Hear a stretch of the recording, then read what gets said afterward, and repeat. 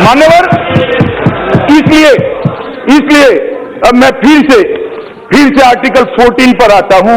Article 14 में कहा गया है कि समानता का अधिकार संसद को कानून बनाने से, समानता का अधिकार जिसमें न हो ऐसे कानून संसद नहीं बना सकती। मैं मानता हूं, मगर ये कोई क्लास के लिए नहीं हुआ है, कोई एक धर्म के लिए नहीं हुआ है, कोई एक धर्म के लिए नहीं हुआ, एक क्लास के लिए हुआ है, माइनॉरिटी के लिए हुआ है।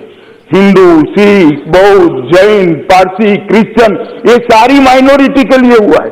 अगर इसमें से सिर्फ पारसियों के लिए करते तो आर्टिकल 14 जरूर आड़े आता मान्यवर। अगर सिर्फ बौद्धों के लिए करते आर्टिकल 14 जरूर सामने रास्ते में आता। सिर्फ हिंदुओं के लिए करते तो भी आर्टिकल 14 जरूर इसका वायोलेशन होता। सिर्फ सिखों के लिए करते तो भी आर्टिकल 14 का जरूर वायोलेशन होगा। मगर एक प्रताड़ित क्लास के लिए, प्रताड़ित माइनॉरिटी के प्रोटेक्शन के लिए अगर कानून करते हैं तो आर्टिकल 14 कहीं पर। और मान्यवर, कई सारे ऐसे कानून हैं, ये सारे विद्वान लोग बैठे हैं, मुझे जवाब दे।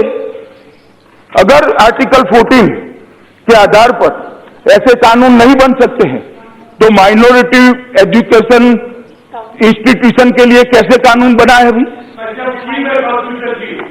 तो ये बात में तो बैठ जाइए, मैं बताता हूं, बैठ जाइए, बैठे ओवैसी जी, एक मिनट बैठिए ना। तो वो आर्टिकल 14 को वायोलेट नहीं करती है? क्यों नहीं करता है? वो भी करेगा मान्यवर।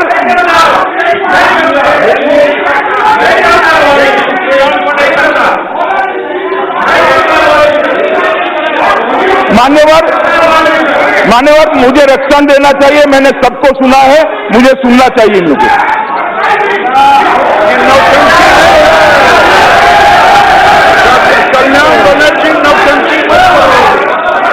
बैठ जाइए कल्याण बनर्जी।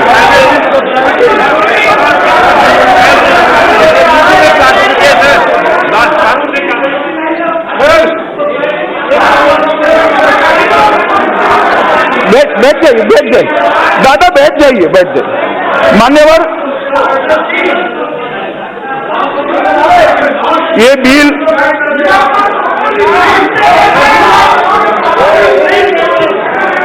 आप बैठ जाइए। नहीं, ऐसे नहीं बैठाना पड़ेगा मान्यवर, ऐसे भाषण नहीं हो सकता। मान्यवर, मैं अभी भी कहना चाहता हूं कि जो बिल है वो किसी के प्रति, किसी भी धर्म के प्रति भेदभाव से युक्त नहीं है। केवल और केवल उन लघुमतियों के प्रति ये बिल एक पॉजिटिव भाव लेकर आया है जो 3 देशों के अंदर प्रताड़ित है, और जो प्रताड़ित है वो शरणार्थी, वो शरण में आता है मान्यवर। वो घुसपैठिया नहीं हो सकता, वो भाग कर आया है, वो वहां से भाग कर आया है हमारी शरण में मान्यवर। उसको घुसपैठिए का स्टेटस हम नहीं दे सकते मान्यवर। इसलिए मैं कहता हूं कि ये रीजनेबल क्लासिफिकेशन के अंदर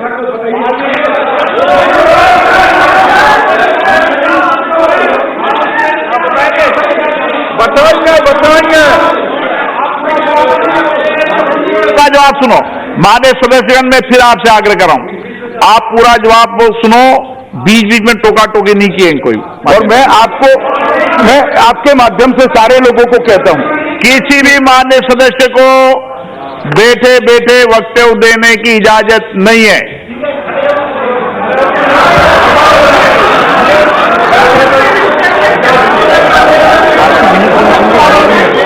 माननीय सदस्य आसन की बिना परमिशन के खड़े होने की इजाजत भी नहीं है।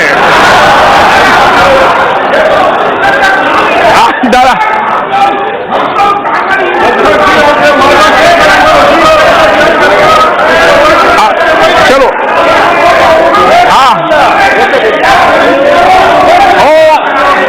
माननीय सदस्य। माननीय अध्यक्ष जी, मैं सबको कहना चाहता हूं कि अध्यक्ष जी जो अनुमति देंगे वो सारे सवालों के जवाब मेरे भाषण के बाद भी दूंगा। कृपया मेरे भाषण में आप मुझे बोलने दीजिए। बाद में आप सवाल पूछे दादा, बीच में खड़े मत हो। तो ये बिल ना आर्टिकल 14, ना 21, ना 25 किसी का वायोलेशन करता है मान्यवर। ये पूर्ण रूप से संविधान की दृष्टि से ये बिल ठीक है। अपने मनीष जी ने कहा कि यूएन कन्वेंशन ऑन रेफ्यूजीज और यूएन प्रोटोकॉल ऑन रेफ्यूजीज 51 और 67 का हमने साइन किया है। हमने कभी साइन नहीं किया है। आपकी तो क्या बोले?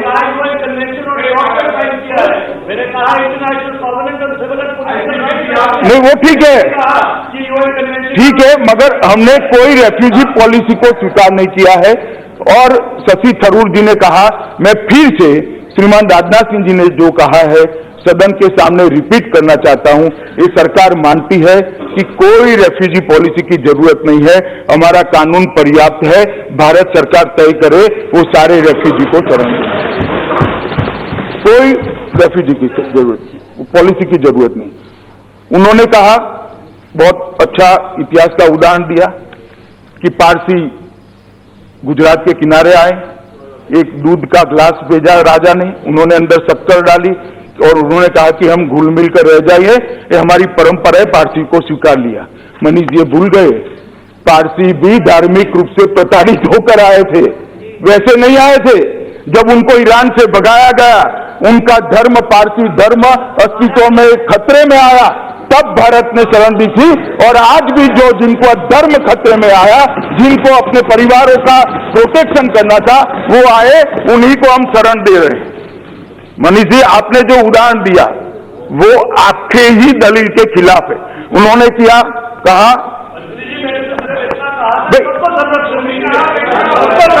मैं उदाहरण की बात कर रहा हूं। माननीय अध्यक्ष जी, उन्होंने एक बड़े शान से एक शेर पढ़ा कि लम्हों ने खता की थी और सदियों ने सजा पाई थी। मैं यही कह रहा हूं, लम्हों ने सजा की थी, लम्हों ने गलती की थी, खता की थी और सदियों ने सजा पाई है। मगर अब ये नरेंद्र मोदी जी प्रधानमंत्री है, लम्हों की खता अब नहीं होगी, ना सदियों तक सजा प्राप्त करने का मौका आएगा मान्यवर। ये खता हम नहीं करने वाले, ये खता हम नहीं करने वाले हैं। किसी भी व्यक्ति को अपने परिवार की बहन बेटियों को, बहुओं को बचाने के लिए हारना पड़े और हम न ले, उसका धर्म बचाने के लिए यहाँ ना पड़े और हम न ले, हम उसको नागरिकता दे, ये गलती हम नहीं कर सकते मान्यवर। हम जरूर उनको स्वीकारेंगे, संवैधानिक सम्मान भी देंगे और पूरे विश्व के सामने सम्मान के साथ खड़े करेंगे। उन्होंने कहा कि 2 नेशन थ्योरी श्री सावरकर की थी या नहीं थी, इस विवाद में मैं जाना नहीं चाहता। मगर जिन्ना साहब ने जब 2 नेशन थ्योरी इवॉल्व करी, प्रचारित करी और विभाजन हुआ, आप कांग्रेस पार्टी ये बताए भला विभाजन क्यों स्वीकार किया? रोका क्यों नहीं? क्यों रोका नहीं?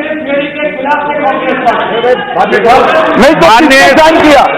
मान्यवर महात्मा गांधी ने कहा था, मान्यवर महात्मा गांधी ने कहा था कि इस देश के अगर टुकड़े होंगे तो गांधी जी के मृतदेह पर होंगे।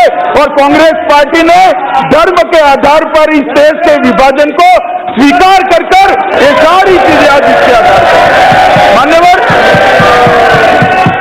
धर्म के आधार पर देश का विभाजन कांग्रेस पार्टी ने स्वीकार किया था। ये ऐतिहासिक सत्य है, इसको कोई नकार नहीं सकता। मान्यवर,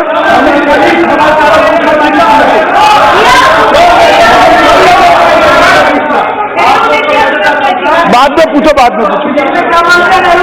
मान्यवर, आप मान्यवर दयानिधि मारन जी ने कहा कि आप पाक ऑक्यूपाई कश्मीर को मानते हो, उसके नागरिकों को नहीं मानते हो। दयानिधि मारन साहब, आपको वास्तविकता मालूम नहीं। पाक ऑक्यूपाई कश्मीर भी हमारा है, उसके नागरिक भी हमारे हैं। और आज भी कश्मीर की असेंबली के अंदर 26 सीट हम इसके लिए रिजर्व रखे, 24 सीटें रिजर्व रखे हैं। आपको मालूम नहीं है। बोलना सरल है और बोले के हिसाब से करना बड़ा कठिन है। और मान्यवर, उन्होंने कहा श्रीलंका के लोगों को क्यों नहीं दिया? मैंने सुबह भी जब पुनर्स्थापन के वक्त विरोध आया था, तब कहा था कि अलग अलग समय पर अलग अलग प्रकार से नागरिकता दी गई है। जैसे विभाजन के बाद सभी को दी गई, जो आए वो सभी को दी गई। 71 में बांग्लादेश से आए दी गई। दंडकारण्य में 1959 में जो बांग्लादेश से आए दी।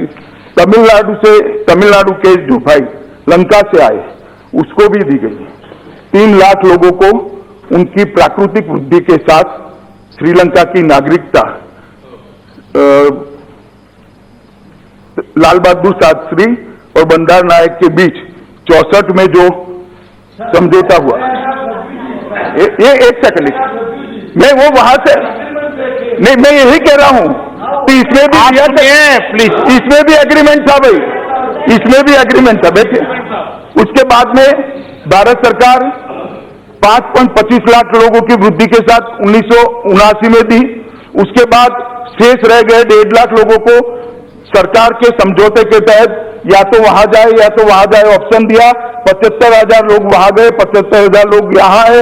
ये जब नागरिकता दी लंकन तमिलों को, तब बांग्लादेश वालों को नहीं दी थी, पाकिस्तान वालों को नहीं दी थी। युगांडा आए तब बांग्लादेश वालों को नहीं दी थी, अफगानिस्तान वालों को नहीं दी थी, पाकिस्तान वालों को नहीं दी थी। हर बार जो किया वो एक स्पेसिफिक प्रॉब्लम।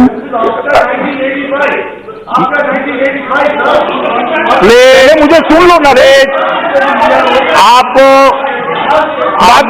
बाद में पूछेगा। मान्यवर, जब भी नागरिकता के बारे में कोई इंटरवेंशन हुआ है, एक स्पेसिफिक प्रॉब्लम को सॉल्व करने के लिए हुआ है।